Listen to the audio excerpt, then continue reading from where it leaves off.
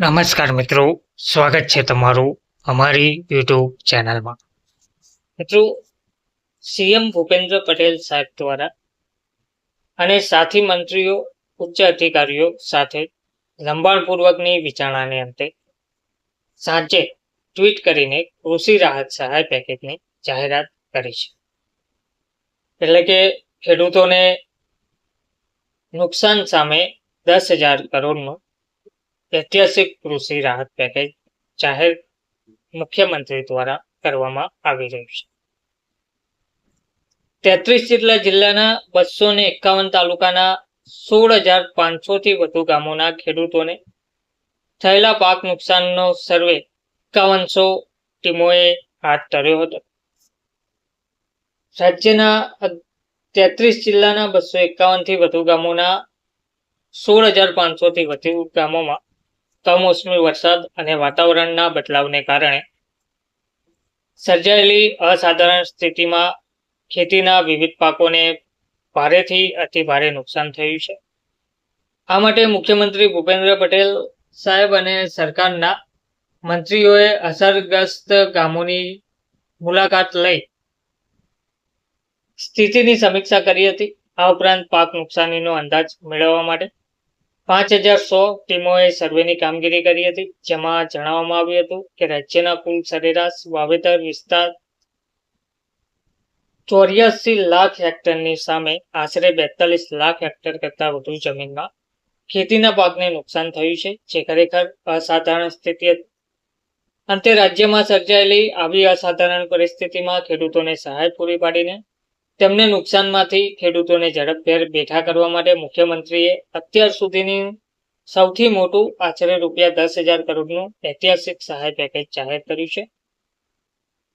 રાજ્યના ખેડૂતોને તાજેતરના કમોસમી વરસાદથી થયેલા પાક નુકસાન સામે આ નિર્ણયના અનુસંધાને ₹22,000 પ્રતિ હેક્ટર દીઠ 2 હેક્ટરની મર્યાદામાં સહાય રાજ્ય સરકાર આપશે, તેમજ પિયત અને બિનપિયત પાકોને એક સમાન પાક નુકસાન વળતર આપવાના નિર્ણયના અનુસંધાને રાજ્ય સરકાર આ રાહત સહાય પેકેજ અંતર્ગત ખેડૂતોને આશરે કુલ ₹10,000 કરોડની સહાય રકમ રાજ્ય સરકાર ચૂકવશે તેવું જણાવવામાં આવ્યું છે.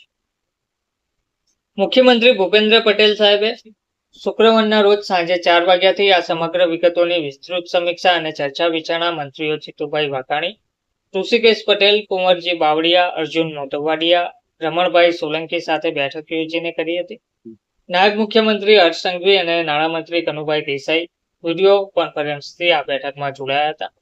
આ ઉચ્ચ સ્તરીય બેઠકમાં મુખ્ય સચિવ M.K. દાસ, કૃષિ વિભાગના અધિક મુખ્ય સચિવ ડોક્ટર અંજુ શર્મા, નાણાં વિભાગના અગ્ર સચિવ ટી નટરાજન, મુખ્યમંત્રીના અધિક અગ્ર સચિવ અવંતિકા સિંહ, નાણાં સચિવ આરતી કંવર, મુખ્યમંત્રીના સચિવ ડોક્ટર વિક્રાંત પાંડે ઉપસ્થિત રહ્યા હતા. મહેસૂલ અધિક મુખ્ય સચિવ ડોક્ટર જયંતિ રવિ વિડીયો કોન્ફરન્સથી સહભાગી થયા હતા. આ બેઠકમાં વ્યાપક નુકસાનનો ભોગ બનેલા ખેડૂતોની વારે આવીને રાજ્યના ઇતિહાસમાં અત્યાર સુધીનું સૌથી મોટું આશરે 10,000 કરોડનું માતબર સહાય પેકેજ આપવાનો આ નિર્ણય લેવામાં આવ્યો છે.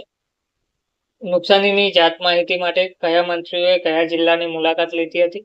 તો મુખ્યમંત્રીની સૂચનાઓના પગલે નાયબ મુખ્યમંત્રી હર્ષ સંઘવી સુરત જિલ્લામાં, કૃષિ મંત્રી જીતુભાઈ વાઘાણી ભાવનગરમાં, આદિજાતિ વિકાસ મંત્રી નરેશભાઈ પટેલ તાપીમાં, વન અને પર્યાવરણ મંત્રી અર્જુનભાઈ મોઢવાડિયા તથા સામાજિક ન્યાય અને અધિકારિતા મંત્રી ડોક્ટર પ્રદ્યુમન વાજા જૂનાગઢ અને ગીર સોમનાથમાં, તેમજ રાજ્યમંત્રી કૌશિકભાઈ વિકરિયાએ અમરેલી જિલ્લાની મુલાકાત લીધી હતી. વિગતો મુખ્યમંત્રીને પૂરી પાડી હતી. મુખ્યમંત્રી પોતે પણ ગીર સોમનાથ અને જૂનાગઢ જિલ્લાના અસરગ્રસ્ત ગામોમાં પહોંચ્યા હતા.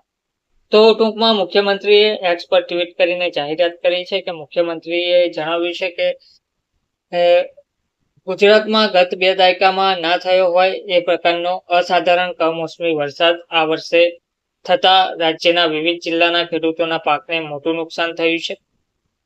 આ સંદર્ભે તેમણે તથા તેમના સાથી મંત્રીઓએ જુદા જુદા જિલ્લાઓમાં જઈને અસરગ્રસ્ત ખેડૂતોની સાથે પ્રત્યક્ષ વાતચીત કરીને તેમની સ્થિતિ જાણી હતી. કુદરતી આપત્તિની આ ઘડીમાં ધરતીપુત્રોની વ્યથાને સમજીને રાજ્ય સરકાર પૂરી સંવેદનશીલતાથી તેમની પડખે ઊભી છે.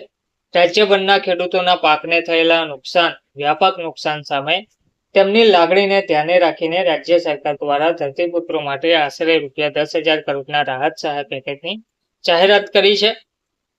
આ ઉપરાંત રાજ્ય સરકાર 9 નવેમ્બરથી ખેડૂતો પાસેથી ટેકાના ભાવે આશરે ₹15,000 કરોડથી વધુના મૂલ્યની મગફળી, મગ, અડદ અને સોયાબીનની ખરીદી કરવા પણ જઈ રહ્યા છે.